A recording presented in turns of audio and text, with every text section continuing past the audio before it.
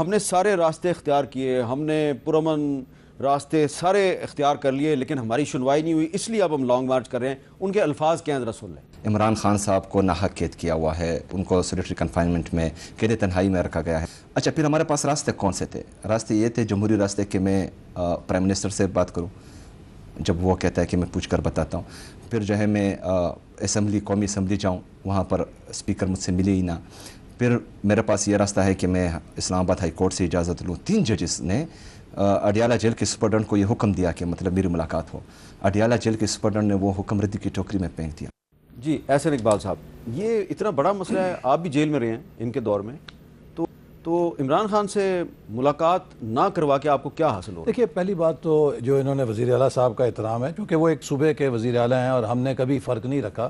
جب پرویز خٹک صاحب تھے اور وہ کنٹینر سے ہمارے خلاف تقریریں کیا کرتے تھے, تو جب اگلے روز ہمارے پاس سرکاری ڈیوٹی کے لیے آتے تھے تو یقین کیجئے انہیں وہی احترام دیتے تھے جو اس وقت وزیر اعلیٰ شہباز شریف کو پنجاب میں ہم دیتے تھے, کیونکہ یہ ایک ان کا آئینی عہدہ ہے اور اس حوالے سے اس صوبے کی ریپرزنٹیشن ہے.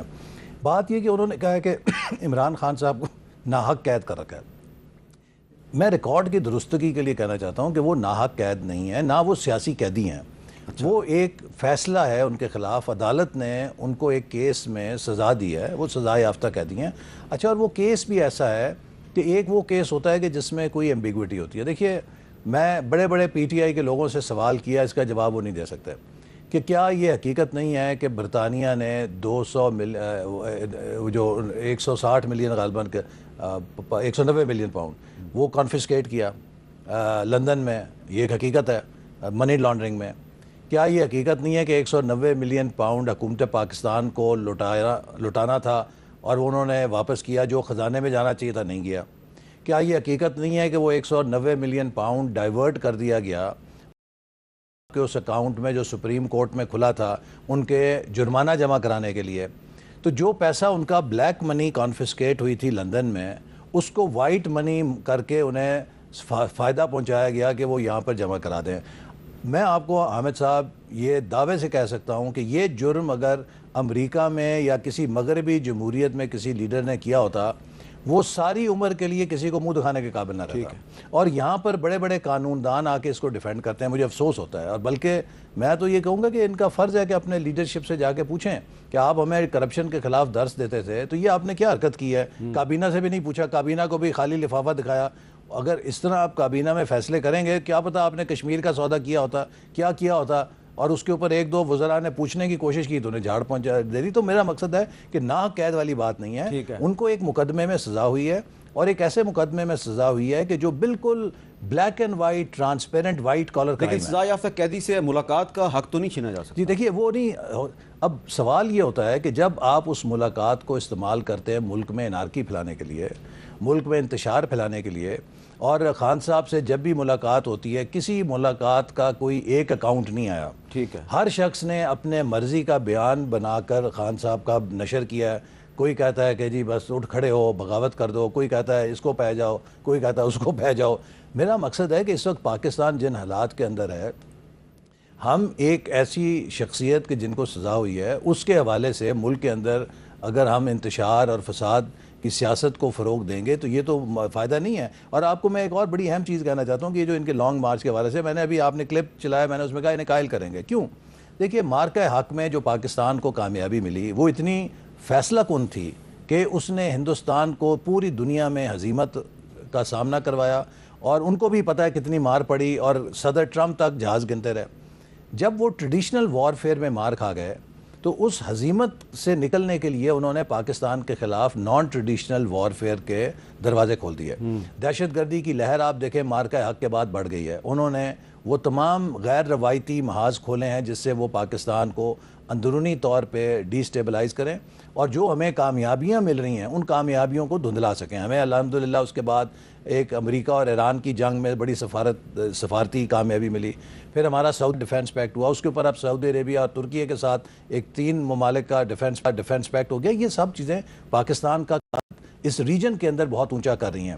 اب اس کو نلیفائی کرنے کے لیے اس کے اثرات کو مٹانے کے لیے بھارت چاہتا ہے پاکستان کو انٹرنلی ڈیسٹیبلائز کرے، اور وہ سہولت کاری کر رہا ہے ان تمام ایسے ایونٹس کی، ایسے مواقعوں کی کہ جس سے ہم انتشار کی طرف جائیں۔ تو ایک پی ٹی آئی پاکستان کی جماعت ہے جس کی پارلیمنٹ میں نمائندگی ہے، وہ ایک بڑی جماعت ہے، اس کا طرز عمل ذمہ داری پر ہونا چاہیے۔ تو آپ اس پہ ان سے بات چیت کریں گے؟ بالکل، ہم نے وزیر اعظم شہباز شریف نے کہا کہ آئیے ہم آپ کے ساتھ بات چیت کرتے ہیں، اور وزیر اعلیٰ صاحب کے ساتھ ہماری بات چیت ہوئی۔ آپ کی ان کے ساتھ 8 جون کو ملاقات جی، بھی میری ہوئی تھی؟ ملاقات ہوئی، اور ہم نے مسائل کو بات چیت کے ذریعے حل کیا۔ اور اب بھی میں انہیں کہتا ہوں کہ یہ جو سڑکوں کو گرم کرنے کی ضرورت نہیں ہے، ہمیں اس وقت مل کر ملک کی معیشت کو مضبوط کرنے کی ضرورت ہے، اور اپنے اپنے صوبے میں ہم سب کام کریں، مقابلہ کریں ڈیلیوری کا، گورننس کا، تاکہ اگلے الیکشن میں آپ کہہ رہے ہیں جی کہ ہمیں اس وقت بھارت کی طرف سے کچھ سازشوں کا سامنا ہے اور دہشت گردی میں اضافہ ہو گیا ہے، تو سہیل آفریدی صاحب تو کہتے ہیں میں 100 دن میں اپنے صوبے میں امن قائم کر سکتا ہوں۔ سنائی جی کیا کہا انہوں نے ہمیں؟ تو دن میں جو ہے میں امن لا سکتا ہوں اگر تھوڑی پالیسی شفٹ ہے۔ تو اگر فرض کریں میں نے جو ان کو پالیسی دی ہے اس پر عمل کیا جائے تو 100 دن میں امن آ سکتا ہے۔ آپ نے پالیسی دی ہے کسی کو؟ ہاں میں نے دی ہے، پروونشل ایکشن پلان باقاعدہ بنایا ہے اپنے جو آپ نے جو ایک جرگہ کیا تھا پچھلے سال اسمبلی میں، اس جرگے میں نے دیکھا کہ مسلم لیگ نون بھی آپ کے ساتھ تھی، بالکل آن بورڈ تھی، مسلم لیگ کاف بھی آن بورڈ تھی، تمام پارٹیز تھی، تمام پولیٹیکل پارٹیز تھیں، تو اس کی ریکمنڈیشنز آپ نے وزیر اعظم صاحب کو نہیں بھیجی؟ بھیجی ہے، تو کوئی رسپانس آیا؟ نہیں کوئی نہیں آیا۔ جی احسن اقبال صاحب، دیکھیے میں سمجھتا ہوں کہ شاید ایسا تاثر دینا کسی بھی طرز سے ذمہ دارانہ ایک برتاؤ نہیں ہے۔ وزیر اعلیٰ صاحب بیٹھتے ہیں ایپیکس کمیٹی میں، ابھی مجھے یاد ہے کہ حال ہی میں پشاور کے اندر ایپیکس کمیٹی کا اجلاس ہوا جس میں فیلڈ مارشل صاحب بھی تھے، وزیر اعلیٰ صاحب بھی تھے، اور تمام قیادت تھی، اور وہ مل کر یہ ایپیکس کمیٹی کے اندر جو لا اینڈ آرڈر ہے، جو سیکیورٹی ہے، اس کی پالیسی کی منظوری دیتے ہیں۔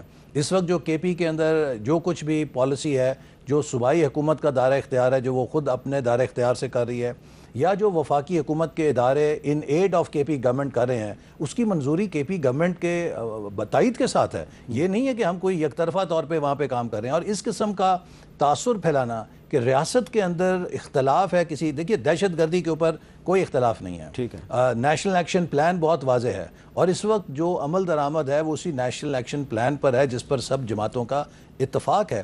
اور میں سمجھتا ہوں کہ یہ تاثر اس وقت دینا، جبکہ ہمارے فوجی جوان، ہمارے افسر، ہمارے پولیس کے سپاہی دہشت گردوں کا مقابلہ کرتے ہوئے جانوں کا نذرانہ دیں، اور ہم یہ کنفیوژن پیدا